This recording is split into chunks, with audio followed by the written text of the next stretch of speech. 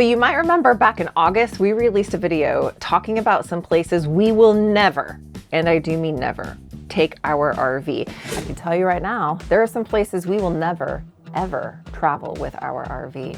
And the comments we received were definitely, well, a little on the controversial side. So we wanted to dive in a little deeper in this video and give you some really important facts that you really must consider on why Alaska was on our list of places to not RV. Now, here's the most interesting thing. Most RVers assume at some point that they're just gonna RV to Alaska, but we're here to tell you why we've decided not to RV there and hear us out. You have to let us know in the comments after you watch this video if maybe after learning some of these facts, maybe you would also reconsider the idea of making that Alaskan trek by RV. Now, let's just start with the biggest reason that we are not RVing to Alaska, and that is just the overall challenges of that journey. Now, RVing to Alaska definitely sounds romantic, but let me tell you, it is not as easy as it looks on Instagram. First of all, the journey is long. I mean, we're talking thousands of miles here, and for most of us, that means weeks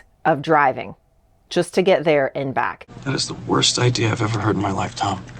Yes, it's horrible, this idea. And that's a huge time commitment, especially if you're balancing work or other responsibilities. I know for us and our family right now with kids that want to work summer jobs and are in the recruiting process for collegiate sports, taking 30 days to just travel Alaska just isn't really feasible. And we've heard from many of you out there too that are in situations like caring for aging parents or wanting to be near grandchildren that a 30-day plus remote journey just isn't really possible in this season of life. Now, before we talk about another huge factor about why we just don't feel it's the best idea to see Alaska by RV, we do want to take a quick minute to share about something that does make life a little easier, and that is when you're traveling with kids, or even if you own a truck, that means tough jobs and adventures alike, which of course means things like spills, dirt, muds, sand here in Florida. And depending upon where you are in the country, snow can be all part of the inevitable. And that's where an all-weather mat shields your vehicle's interior from damage, preventing stains, odors, and wear on your original flooring. Now, we've recently been introduced to 3W Liners, which is sponsoring this video, and they have amazing custom fit car liners for many different makes and models. 3W Liners are designed for precise coverage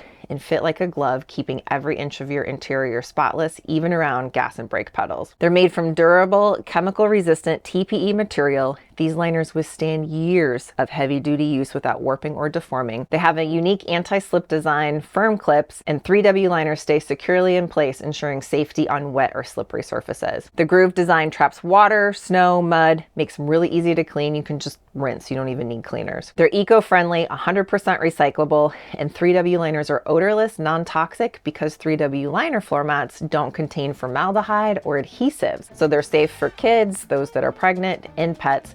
Plus, they're built for extreme weather, performing flawlessly in temperatures from -40 to 176 Fahrenheit and have a lifetime warranty. Be sure to take advantage of our exclusive 20% off discount code with your purchase. You can visit gratefulglamper.com/W3 and use the code gratefulglamper. All right, back to talking about Alaska. Hey guys. And why we're just not going to RV there. And let's just talk about the roads real fast. Now, while some parts might be smooth, many are not. There's lots of gravel roads, potholes, and just unpredictable conditions that can really wreak havoc on your RV. And imagine dealing with a cracked windshield or a blown tire miles and miles nearest from your repair shop. Yeah, no thank you.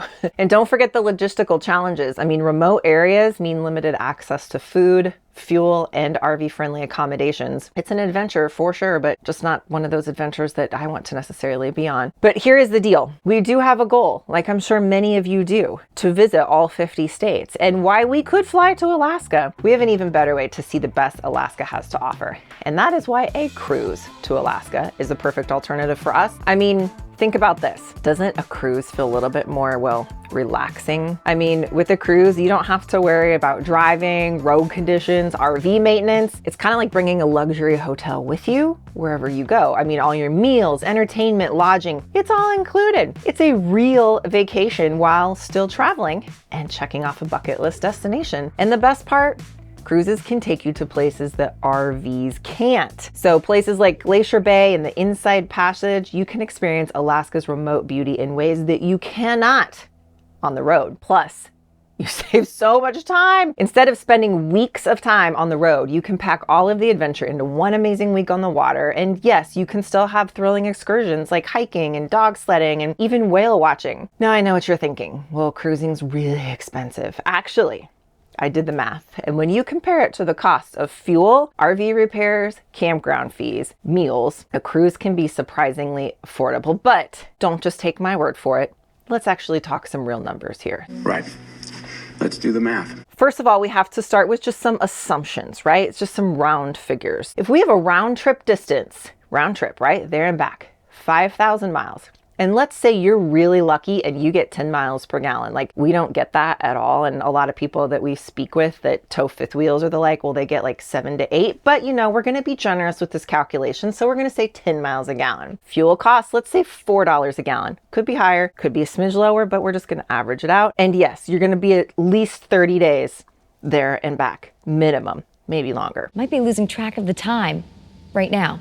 So what day is it? So you've got daily food expenses. We're going to call that $50 per person per day. Campground fees, if you can find a campground for $50 per night, yes, we're going to just be conservative on that. So when you think about it, you've got your total fuel costs, $4 a gallon, $2,000. Campground fees, again, if you found a campground on the cheap for $50 a night, 30 nights, $1,500. So then you have food expenses. Now remember, you are going to want to eat out a time or two. And then of course the cost of groceries in a remote area like Alaska is higher. Generally prices in Alaska are actually 30 to 50% higher than the lower 48 because everything is either trucked or flown in. So for one person, food costs with eating out, you're looking easy $50 a person. So now you got $1,500 in food costs. Additional cost to consider is that RV maintenance, wear and tear. Remember, the roads are not the best. And we're going to be really conservative and estimate that at $1,000. In some cases, it could be much higher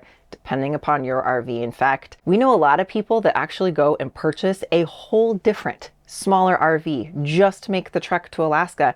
And I can tell you right now, going on a cruise is going to be much cheaper than just buying a whole different RV, trust me. And then you have miscellaneous expenses like activities or potential emergencies. So we're just going to be conservative, estimate that at about $1,000. That'll be $1,000. So now your total estimated cost to make this RV trek to Alaska, assuming you're taking the one you have and you're not buying a different one, $8,500. And it's going to take you at least a month of time. No! No! Now let's talk about cruising. So again, these are the assumptions, right? We've got 7 nights of cruising. The total cost, $1,900 per person. And then you could potentially have some additional expenses, right? You want to go on some shore excursions, gratuities, things like that. So $500. We're going to just say $500. So you've got your cruise fare, $1,900 a person times 2 people. We'll say it's $3,800 for 2 of you. Travel to your departure port. So if you need to fly into Seattle or not, let's just say $500 per person per flight. You could probably get that for cheaper depending upon, but we're going to, again, try to be somewhat conservative in this estimate. And then you have your total estimated cost for comparison. Here we go. $5,800 for 2 people compared to $8,500. And it's 30 days of time. So you can actually see how for us, cruising just makes a little bit more sense, even from a cost comparison. And even though we're talking cost comparison, for me, you just can't put a dollar amount on the stress level comparison of a cruise versus driving or towing an RV to Alaska. So obviously, once we started really digging into all of this, a cruise went out for us, just makes the most sense. And there's a lot of flexibility because cruises offer those shore excursions. You can customize your experience. And here's where it gets even better. We're not just talking about, cruising Alaska.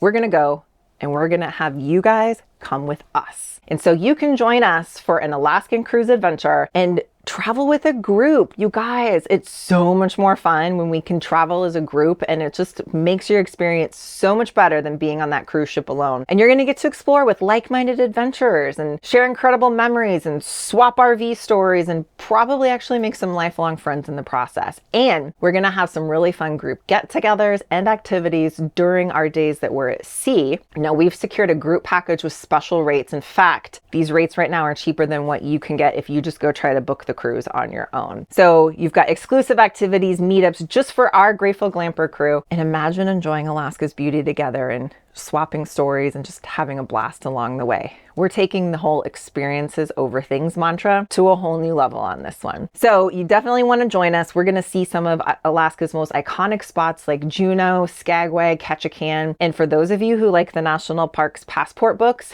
Glacier Bay National Park on the list. We're putting up the national park stickers on our RV for all the parks we visited. So after this trip, we're going to be able to add another sticker to our collection. I'm pretty excited about that, actually. Ooh, child, things will get brighter. Then bring it down hard.